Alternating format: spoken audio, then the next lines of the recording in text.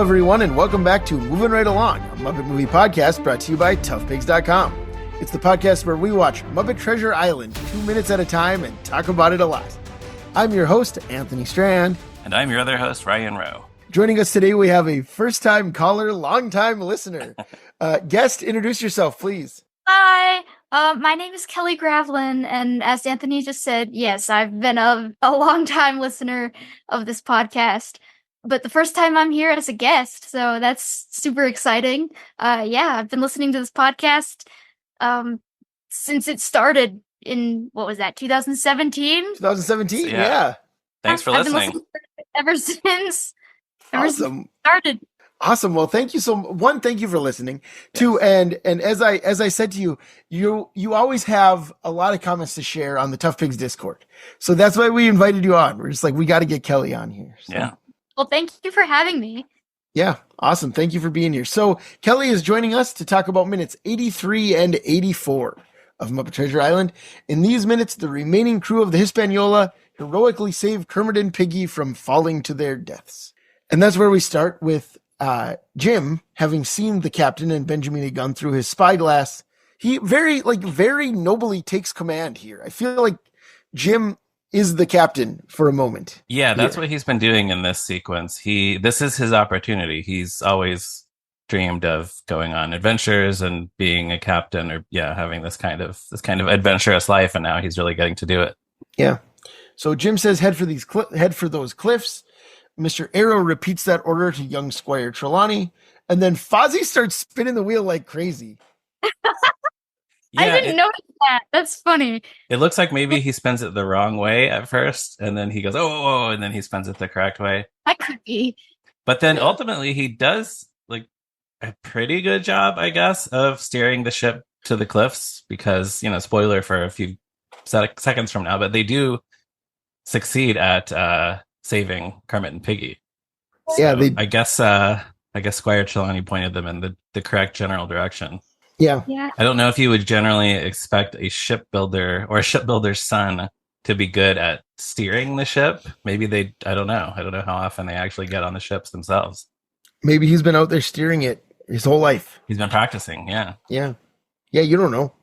Yeah, I don't know. If there are any shipbuilders out there, please let us know. Yeah, right in. So then Bunsen, or Dr. Livesey, says, I think we're going to need a net. And I feel like we kind of lose track of Bunsen and Beaker in the second half of this movie. They're there. We know they're on the ship, but we don't see them too much. They don't get too much to do. That's true. So I like that they get this little moment with the net here. Yeah, it's Bunsen's idea to use the net. Yeah. And then we cut to the pirates, who are still shaking nervously. And Long John this is such how many times in this season have we talked about Tim Curry being good at his job? Yeah. Many times. This particular line, he is hitting every word with equal emphasis. Get back there, you yellow-bellied bilge rats. I'm not losing that treasure now. I literally wrote that in my notes. I was like, Tim Curry's delivery of "I'm not losing the treasure now." That was amazing. I loved it. Yeah, and he's kind of banging his crutch on the ground to punctuate each word of that sentence. I'm not losing the treasure. Yeah. Yeah, his crutch is very much his prop for emphasis. Right. So then the pirates all run off, and we will see them later, but now... Yellow-bellied bilge rat, by the way, is another great kind of pirate lingo insult. We've heard several of those in this movie. Yes. Do you know that... Because bilge means standing water, right? It's like rotten water, right? Yeah, Isn't that what so. Bilge means? So Sounds I guess that's why their bellies have turned yellow from laying in the standing water. I guess maybe it's a literally yellow-bellied rat who's wallowing in bilge. Yeah, gross. Yeah, I mean, because yellow-bellied usually just means cowardly. For whatever reason that is. Yeah. Right. So next we cut back to the Hispaniola, where Bunsen announces, we're lowering the net now. And this is exciting to me because it's a new Dave Goelz character telling the audience what's about to happen. Usually it's been Gonzo previously. That's a good point. Yes. But he just says it, and then they do that exact thing. And Then we hear Gonzo again say, we hear Dave Goelz again, rather, as Gonzo say, okay, that's it. Beautiful, beautiful, as they lower the net. I like seeing Beaker pulling the rope to lower the net because it reminds me of the 5th season of The Muppet Show when Beaker is a stagehand at the Muppet Theater, backstage sometimes. Oh, yeah. Yeah. And then now we cut to a wide shot. We see this gorgeous overhead shot of the ship sailing towards Kermit and Piggy. We are looking down on Kermit and Piggy from above with the ship below them moving towards them. Yeah, that looks so good. I assume, or I'm guessing this is one of those shots they did when they rented a barge and just like filmed a barge on the open ocean and then composited the ship over it later. Because this looks like the real ocean. Yes, the entire background of this shot. But then, right. The ship, I kind of watched it frame by frame. I thought it was a miniature, but then it looks like you can see figures moving around on it. Like presumably Jim is running around the ship, but it's so small. So I don't know exactly what we're looking at here when we see the Hispaniola in this shot. Huh. Maybe it was just a dot. It's not really Jim. It's just a dot. Oh, maybe they just had like a little, like a Q-tip they painted. Yeah, and it's moving around. Yeah, exactly. Could be. But so everyone on board is confident that the net will catch Kermit and Piggy, but it does not. The masthead catches. That's what I put in my notes. I was like, that net looks huge, and they still miss. They still miss it, yeah. And yet somehow Statler and Waldorf managed to catch them perfectly. Yeah. So before that, the shots of the editing is so good here. I meant to write down the name of the editor again because I have forgotten that person's name. But they do a really good job in this sequence because we have, like, it's cutting between the ship and Kermit and Piggy, and the rope is burning and strands of the rope are snapping. And then finally, the final strand of the rope snaps and we know what's going to happen. And then Kermit and Piggy plunge. They start plummeting. And it's kind of funny, this shot where Piggy is like flapping her arms as she falls. She looks like maybe she's trying to flap her arms, like maybe she'll fly away if she tries really hard, or it'll slow her fall. Yeah. But yeah, that all goes so fast, but it looks, you can absolutely tell what's happening, and it's just a great sequence of shots. Were you going to add something, Kelly? Yeah, maybe she's just panicking. I don't know. Oh yeah, I'm sure she is, and who wouldn't? Trying to fall. Yeah. Yeah. But so then Statler and Waldorf do catch them, and Statler says, "Waldorf, you old fool, we're heroes. We saved the pig and the frog." And Waldorf, of course, responds, "Well, it was too late to save the movie." And then they both laugh. And Anthony, when you saw this part, did you go, "Yep, you're right"? I did. I said, "Yeah, woo! Statler and Waldorf are right." Yes, yeah, I was like, "Yeah, we're 83 minutes in now. It's a little late to save the movie." It's true. It's 83 minutes in. Yeah, they're not kidding. No, you know what, Ryan? I have decided to develop a positive outlook towards this picture. Okay. Because we're watching a Muppet movie. We're talking about it. We are. We got all of our wonderful guests coming on. Like, why do I need to be a baby and a grump complaining about Muppet Treasure Island, a movie that has Gonzo in it and Fozzie Bear? It's true. Yeah. I mean, you've been candid, but not, not unfair, I don't think. You haven't been like one of those Star Wars fanboys complaining about The Last Jedi.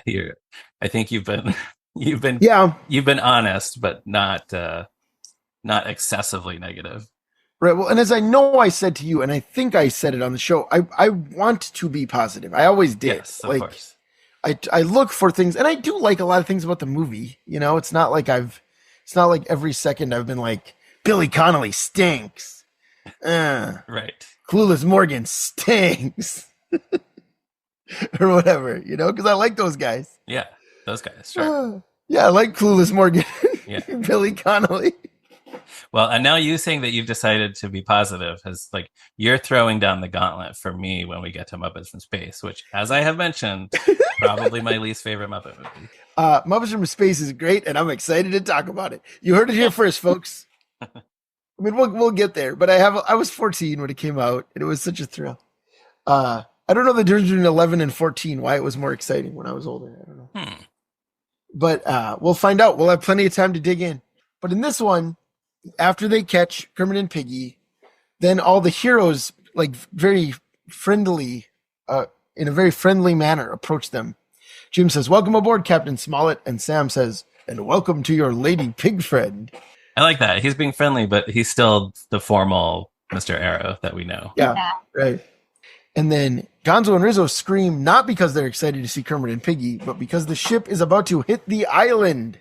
Yeah. So I guess maybe Fozzie's not such a great driver. No. Maybe. They should fire him.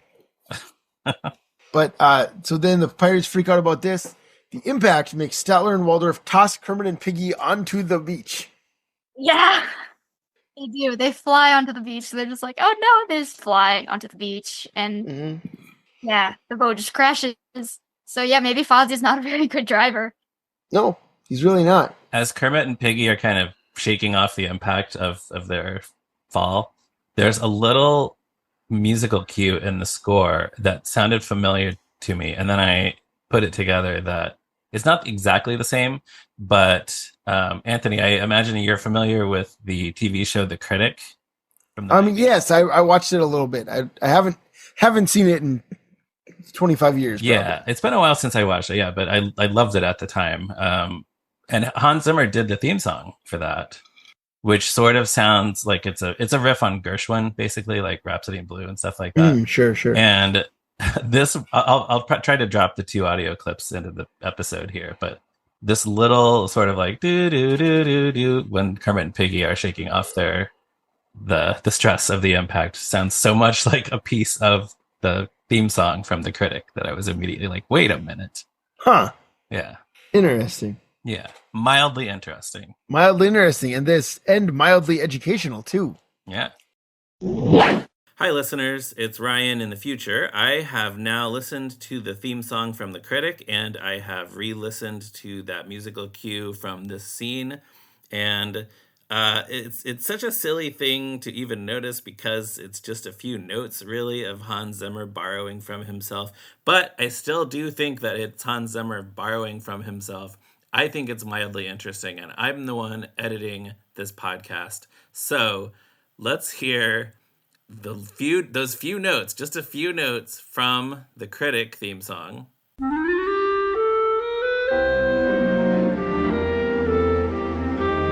And now, let's hear those few notes from Muppet Treasure Island. And now, why the heck not? Let's hear them both at the same time.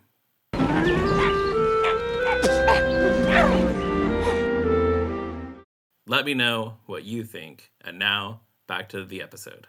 But yeah, so they, as you say, they get up, they kind of dust themselves off while that musical riff plays. And then Sam says, "The captain must have his sword," and swings down on a rope. And Jim follows him. And here's what I love about this. We see Jim like swinging down in a wide shot, but we never actually see Sam after he leaves the frame. That's true.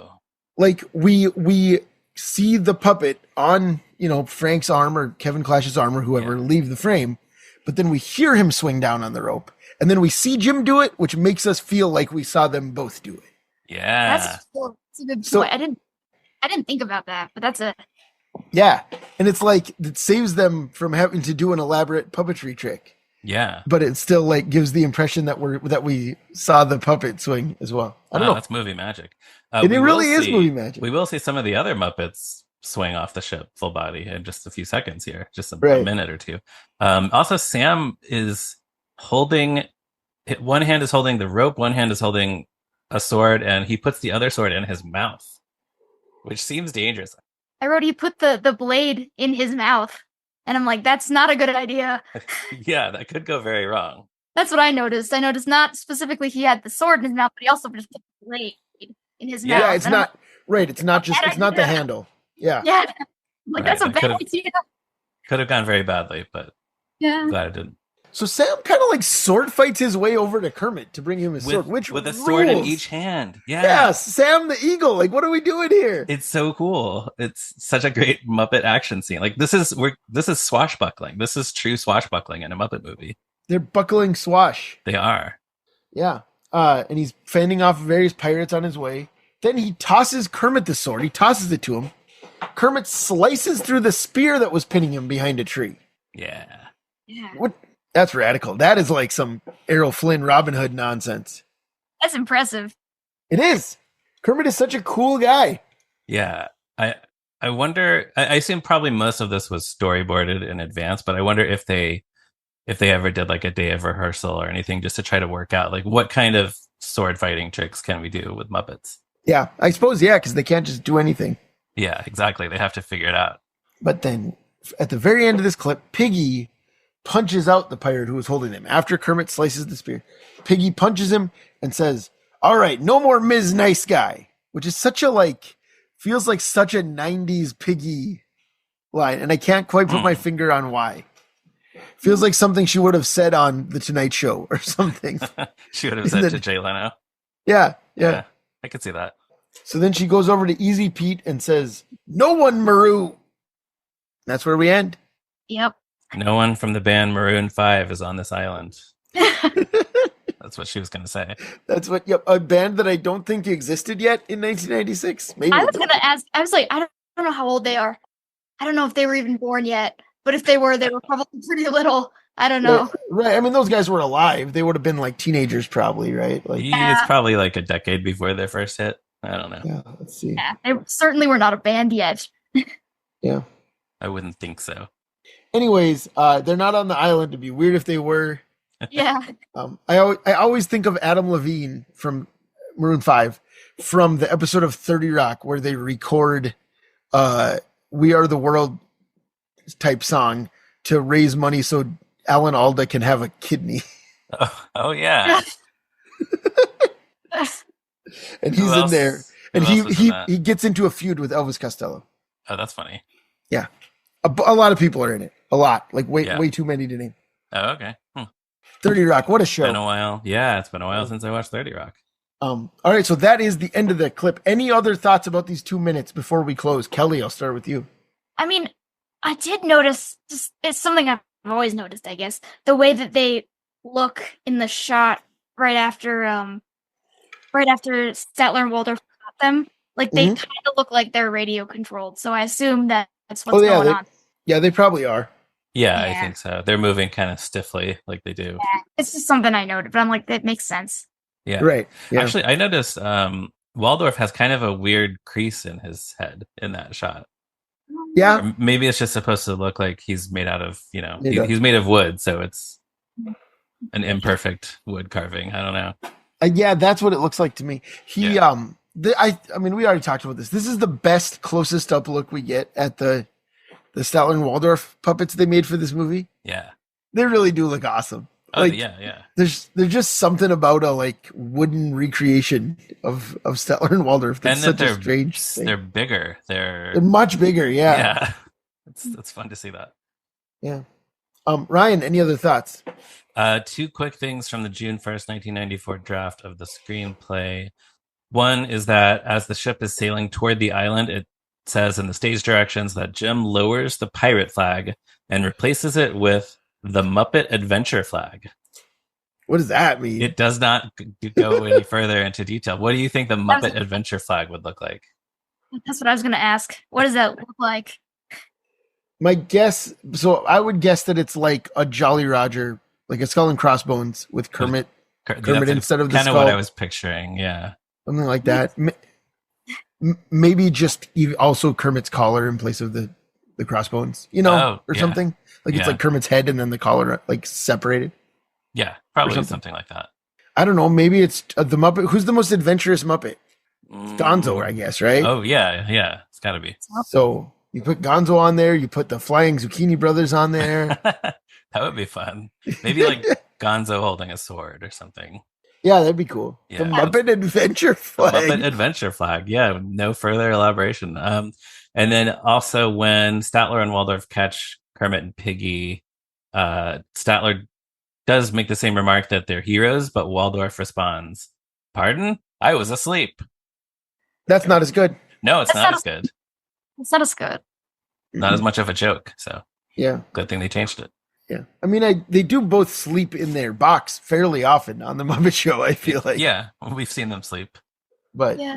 that feels like a placeholder, which it was. Yeah, I guess so. All right. And then finally, before we go, Kelly, we ask all of our guests 2 questions. And the first one is, what is your history with the movie Muppet Treasure Island?